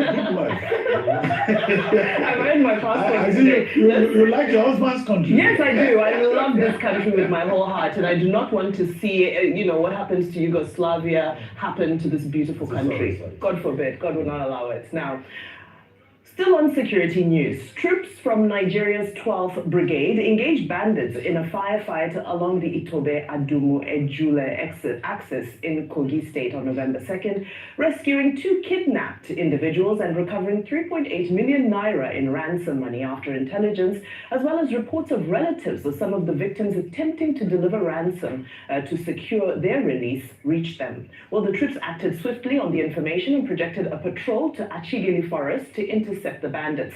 However, while en route to the location, the troops came under fire from the criminals. In the ensuing exchange, the soldiers engaged the bandits with firepower, forcing them to abandon 2 victims along with the ransom money. Well, the criminals subsequently fled into the forest with various degrees of gunshot wounds, and the victims are safe and they are at Ford operating base in Ogoma. However, the controversy on social media was around the breaking news, where social medias allege that the images that were posted by the army on social media were actually 9 months old and from an old operation. However, it's important to say that even after this trended, it was debunked by social media user Olubumi Aro, whose handle was being quoted in the community posts notes that alleged the misinformation. So this is what Olubumi had to say. He said, "Dear community notes, they claimed the pictures were posted 9 months ago, but it's not true. Google Lens was faulty and my handle appeared to have posted it. This is wrong. I never posted any military pictures 9 months ago, and I don't post any of their activities on my page. Please stop reducing the efforts of our military to combat terrorists. I never posted these pictures 9 months ago. It's a lie. I have debunked it since yesterday." Now, we know how much people currently rely on social media, on Grok, community notes to correct misinformation. So in this instance, we see a case of community notes, Grok getting it wrong. So while we're in this very heated situation, I think it's very important for us to ensure that we check, cross-check, verify. You can never over-verify. And then you don't have to tweet if you don't have the facts. It's also okay to remain silent because, as they say, you cannot misquote silence. Now we have to head to our milestones. We celebrate a remarkable chapter in Nigeria's aviation history, marking 100 years since Kano became the first city to witness an aircraft landing on Nigerian soil.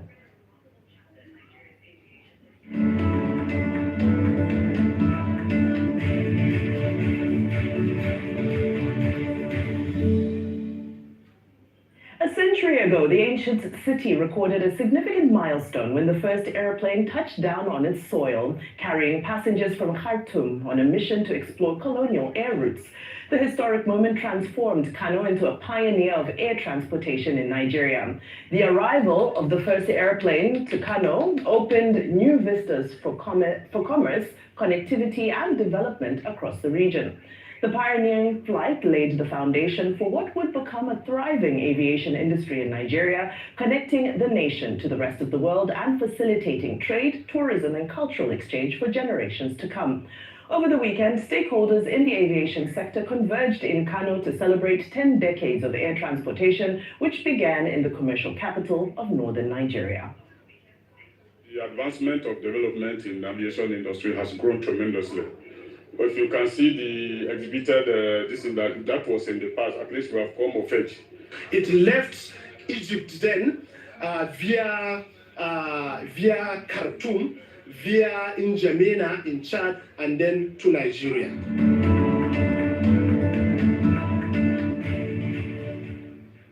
And a century of aviation in Kano. Well, unfortunately, that's all we have time for. Thank you so much, everybody. This has been insightful, engaging. We continue to say Nigeria first. This is a time for patriotism. And that's all on today's edition of The Morning Show. Abiolawe is up next with Global Business Report. Stay with us. This is still the Arise News Channel, your global standout news channel.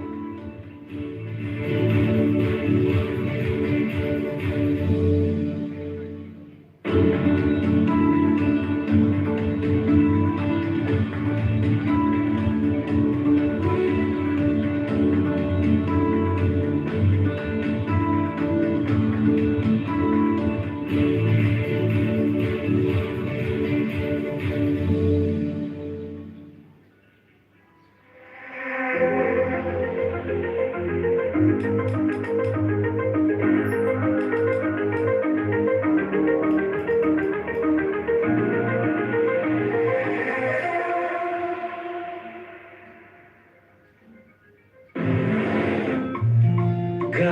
with the rising cost of things, we need to plan our next move.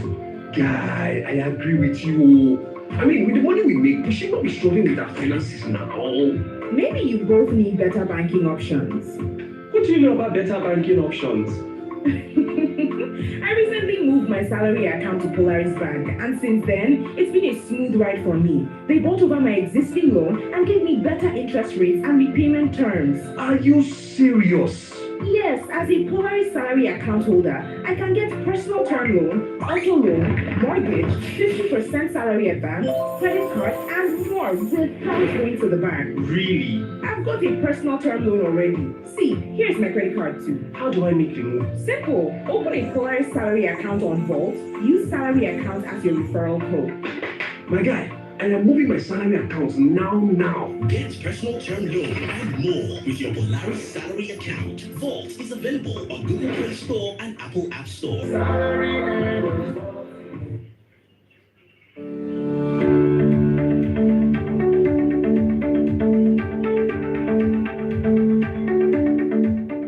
Hello, welcome to Able to Vote Guide. On this episode, we'll present to you how a person with disability can enjoy priority voting rights in the forthcoming general election. My name is Jake Epele. I'm the CEO of TAF Africa. Let's get started. For a person with disability, on arrival at the polling unit, please go to the presiding officer, in this instance, INEC presiding officer, and show yourself as a person with disability. You will be given the right to vote before every other person at that polling unit. It is priority voting right, and it's your right. In the case where there are clusters of persons with disability at the same time in the polling unit, a special line or priority line will be created for everybody to participate in the process. Now you know this. It is your right to go out there and vote. Nothing stops you, and you shouldn't stop yourself. Continue to watch this series as we present to you specific things that persons with disability will do to participate in the forthcoming general election. This program is brought to you by TAF Africa, funded by European Union, with support from our media partners. Follow us on our social media handle, and please ensure that you participate and vote in the forthcoming election. It's your right. My name is Jake Epele, and I'll see you on the next edition of this series. This initiative is funded by the European Union through its support to democratic governance in Nigeria, EU SDGN 2 program. Imagine your wallet can be everything.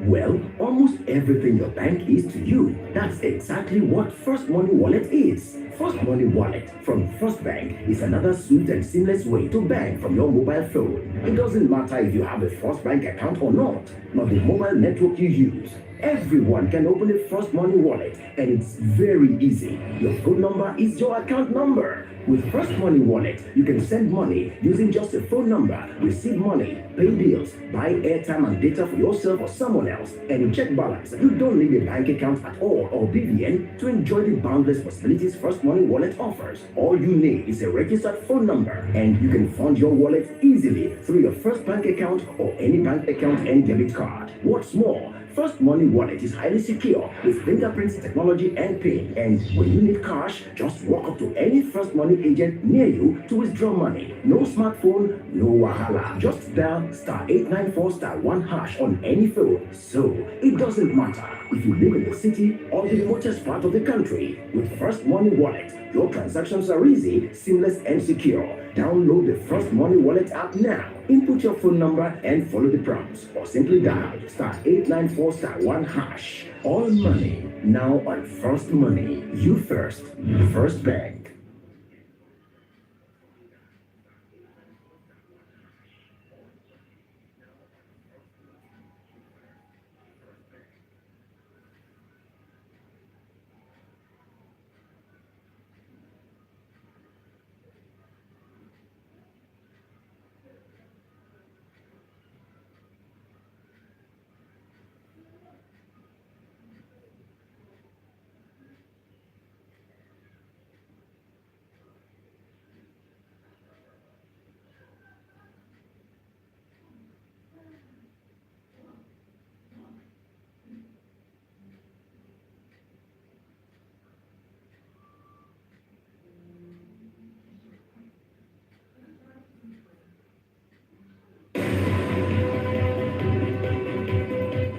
watching Arise, the world's standout news channel.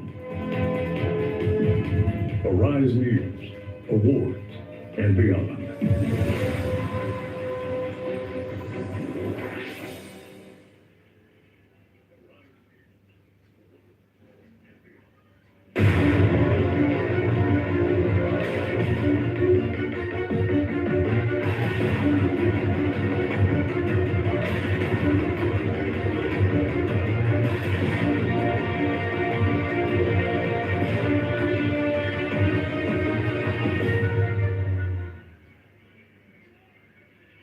Hello and welcome to Arise News. You're watching the Global Business Report. I'm Abby Owolawi, coming to you from Nigeria's commercial capital, Lagos. Let's take a look at some of the top stories currently making headlines across the business world today. The International Finance Corporation says African regulators must leverage tech to boost financial inclusion. Axis Corp chair blames plumbers for clogged finance in Africa. Then Archer CEO Zach Bija says digital fraud in Africa is getting more sophisticated. And Nigeria's Viewjets raises $10 million from the UK's TLJ capital. It's the Global Business Report. Do stay tuned.